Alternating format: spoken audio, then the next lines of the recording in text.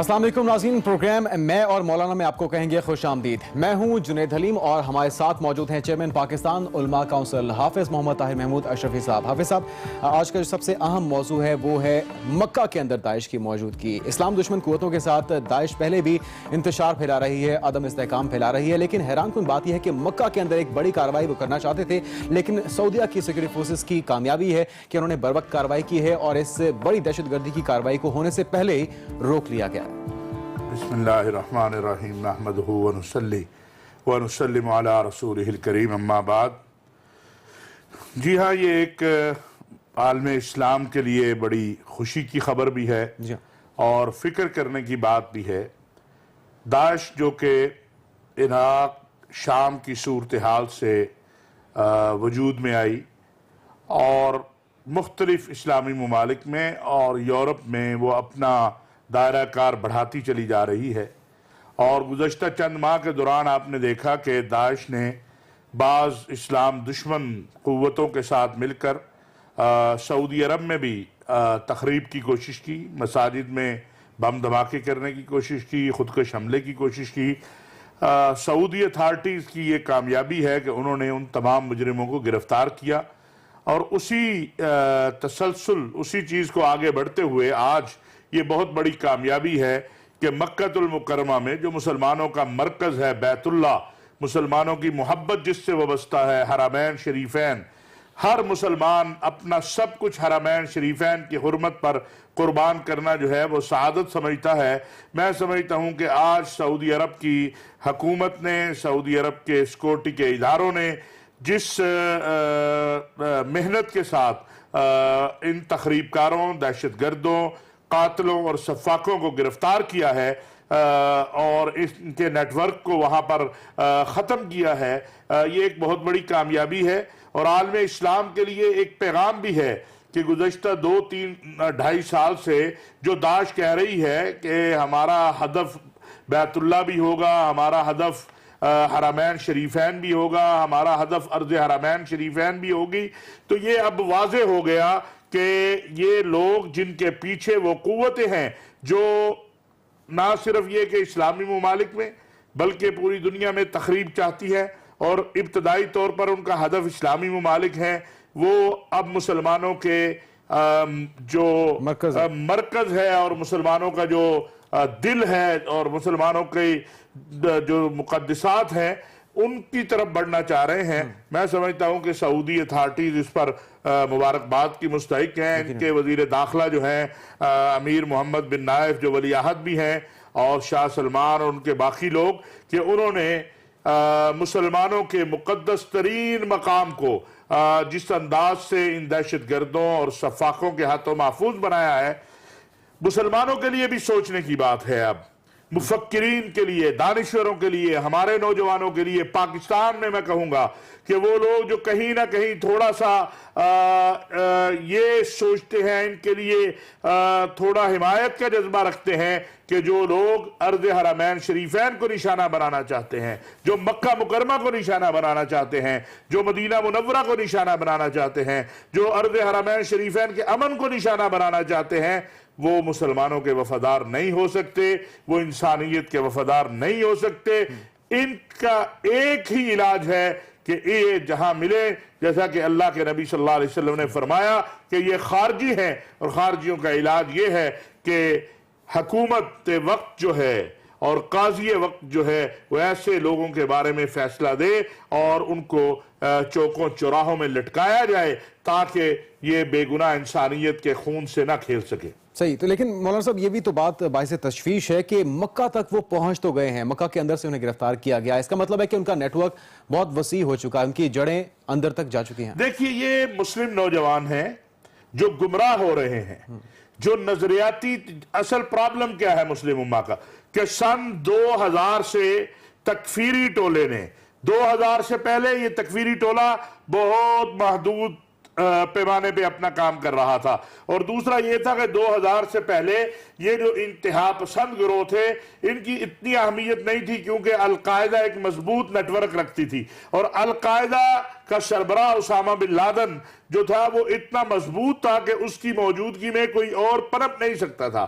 سن 2000 کے بعد جب افغانستان پر امریکہ نے حملہ کیا، اس کے بعد عراق پر حملہ کیا اور اس کے بعد صورتحال کسی کے کنٹرول میں نہ رہی، تو ایسی صورت میں مختلف گروپ اٹھے جنہوں نے مسلم نوجوانوں کو یہ باور کروایا کہ آپ کے حکمران، آپ کے علماء، آپ کے سکالرز، آپ کے سیاستدان امت مسلمہ کے مسائل حل کرنے میں ناکام ہو چکے ہیں. اس کا واحد حل یہ ہے کہ تشدد کا راستہ اختیار کیا جائے. اور یہ مسلم نوجوان کو نظر آیا کہ فلسطین ہو، کشمیر ہو، مسلمانوں کا اور کوئی مسئلہ ہو، نہ وہاں اقوام متحدہ بولتی ہے، نہ OIC بولتی ہے، نہ عرب لیگ بولتی ہے. تو ان حالات میں مسلم نوجوان کو قرآن و سنت کی تعلیم جو ہے اس میں سے اپنے مقاصد کی باتیں نکال کر اس کو گمراہ کیا گیا. ہماری حکومتوں نے، پاکستان بھی اس میں شامل ہے، سعودی عرب نے اس پر محنت کی اور عرب ملکوں نے محنت کی، لیکن ہمارے جو ایک اجتماعی کوشش ہونی چاہیے تھی کہ اس فکر اور ذہن کے خلاف لڑا جائے، وہ پیدا نہیں ہوئی. اب آ کے پیدا ہو رہی ہے. اور یہ ہمارے نوجوان ہیں، یہ مسلم نوجوان ہیں، ان کو اس تکفیری سوچ سے، اس انتہا پسندی کی سوچ سے، اس فکر سے بچانے کے لیے علماء کو بھی میدان میں آنا چاہیے، مفکرین کو بھی، میڈیا کو بھی، سب کو اپنا کام کرنا تھا جو نہیں کیا گیا. اور یہی وجہ ہے کہ کبھی آپ دیکھتے ہیں کہ یہ عراق میں نکلتے ہیں، کبھی یہ افغانستان میں نکلتے ہیں، کبھی سعودی عرب میں نکلتے ہیں، کبھی یورپ میں نکلتے ہیں. تو مسلم نوجوانوں کو ان تکفیری ٹولوں سے بچانا یہ بھی مسلم مفکرین اور مسلمان حکومتوں کی ذمہ داری ہے. اور میں سمجھتا ہوں کہ اب جو راستہ اختیار کیا ہے مسلم ممالک نے، جیسا کہ ابھی جو استنبول میں OIC کی کانفرنس ہوئی تھی اس میں جو راستہ اختیار کیا گیا، جو قراردادیں ہوئیں، ان پر عمل کی ضرورت ہے. یہ جو ایک عالمی عسکری اتحاد بنا ہے، اس کو مضبوط کرنے کی عسکری طور پر اور فکری اور نظریاتی طور پر ضرورت ہے. اور میں بہرحال ان تمام تر حالات کے باوجود یہ کامیابی تو کامیابی ہوتی ہے، یہ ایک بہت بڑی کامیابی ہے. مسلمانوں کے دل دھڑک رہے ہیں، وہ پریشان ہیں، لیکن خوشی کی بات یہ ہے کہ اسلام دشمنوں نے، قرآن دشمنوں نے، بیت اللہ کے دشمنوں نے، ابراہ کی اولاد نے ایک بار پھر کوشش کی کہ مسلمانوں کے مرکز کو نشانہ بنایا جائے، لیکن اللہ نے انہیں ناکام کیا. اس ناکامی پر ہم اللہ کا بھی شکر ادا کرتے ہیں. اور جو نوجوان سعودی عرب کے اور وہاں کی حکومت کے، وہاں کے اداروں کے اس آپریشن میں شامل ہوئے، میں سمجھتا ہوں وہ بھی مبارکباد کے مستحق ہیں. یقیناً مبارکباد کے مستحق ہیں، کیونکہ دہشت گردی کی ایک بڑی کارروائی ہو سکتی تھی جسے ہونے سے پہلے ہی روک لیا گیا ہے. ایشوز دیگر بہت سے اہم ہیں جنہیں پروگرام کا حصہ بنائیں گے ایک بریک کے بعد.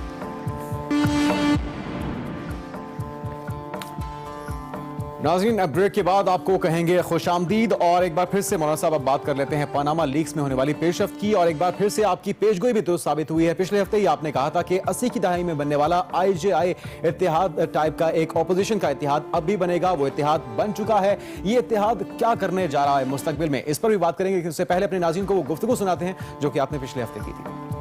یار اس خیال سے اس حد تک اتفاق کرتا ہے کہ چند ماہ بعد تو پوسیبل ہے کہ کوئی ایک نئی IJI بنے، اسلامی جمہوری اتحاد کے طرز کا کوئی عوامی جمہوری اتحاد بن جائے کرپشن کے نام پر، اور اس کا ٹارگٹ صرف مسلم لیگ نواز ہو.